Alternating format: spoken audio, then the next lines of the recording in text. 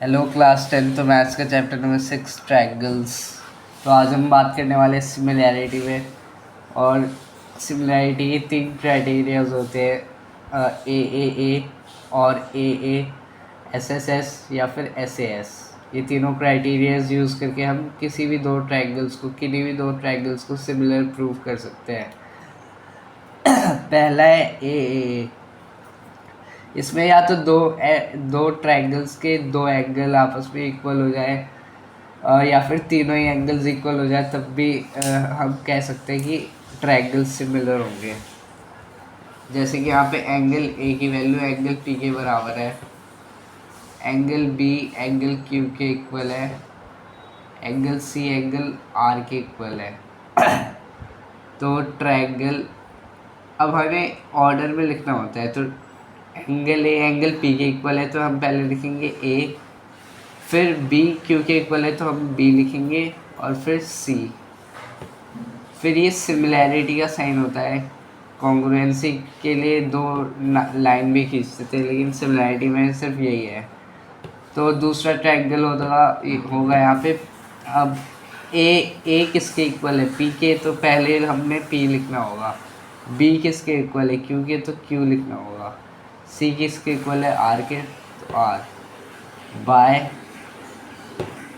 A similarity. हम ऐसा कह सकते हैं कि triangle A B C triangle P Q R के सिमिलर है। वैसे ही जो दूसरी सिमिलैरिटी है उसमें तीनों साइड का जो रेशियो है वो इक्वल होता है। जैसे कि यहाँ पे फर्स्ट ट्रायंगल है ए बी सी और second triangle P Q are. तो इनका जब साइड का रेशियो आपस में इक्वल होगा, यानी A B upon P Q, अगर A C upon P R और B C upon Q R के इक्वल होगा। जब ये रेशियो अगर हमें इक्वल पता लग जाता है तो हम ऐसा कह सकते हैं कि साइड से triangle A B C similar होगा। हमें हमेशा ऑर्डर में लिखना होता है सिमिलैरिटी में।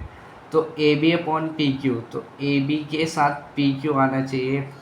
स्टार्टिंग के टू ए बी है तो स्टार्टिंग के टू इसमें पी क्यू होने चाहिए, और तीसरा बच गया or by S S S similarity. ऐसे प्रूफ कर देते हैं।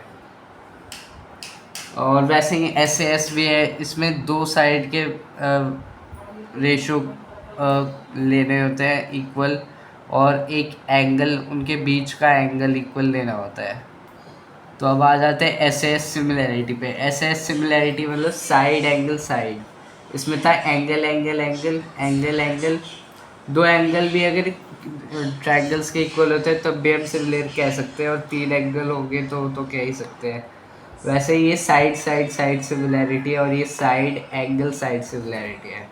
तो इसमें क्या होता है कि दो साइड का रेशियो इक्वल होना चाहिए, और साथ ही साथ उन दोनों साइड के बीच का एंगल भी आपस में इक्वल होना चाहिए। तो यहाँ पे अगर A B upon P Q का रेशियो हमें इक्वल मिल जाता है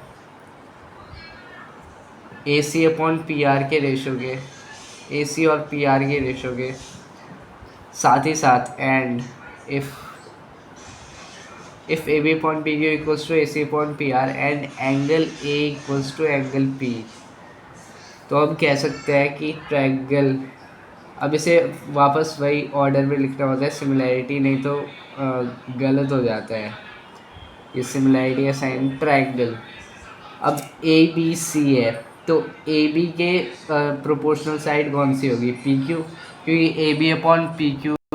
तो ए बी की प्रोपोर्शनल साइड कौन सी देखनी होती है हमें, P Q a proportional side है, तो हम ए बी के साथ इस ट्रायंगल के लिए पी क्यू लिख सकते हैं, और जो तीसरी साइड बच गई आर। ये सिमिलर होंगे, कौन सी प्रॉपर्टी यूज़ करिए, by S A S criteria, या क्राइटेरियन भी कहते हैं इसे। और वैसे ही सी पी एस टी भी देख लेते हैं। सी पी एस टी होता है corresponding parts of similar triangles, corresponding parts of similar triangles, मतलब ये सेम टू सेम CPCT की तरह होते हैं। जब हम कॉन्ग्रुएंट प्रूव करते हैं तो हम प्रोपोर्शनल पार्ट्स को इक्वल कह सकते हैं। तो corresponding parts of similar triangles, अगर कोई भी दो ट्रायंगल सिमिलर है तो हम उस पर CPST लगा सकते हैं, और CPST लगाने के बाद जो भी हमें रिक्वायर वैल्यू होती है, जैसे कि इसमें एंगल B एंगल C के इक्वल हमें नहीं पता था, तो हम कह सकते हैं एंगल B एंगल Q के इक्वल होगा।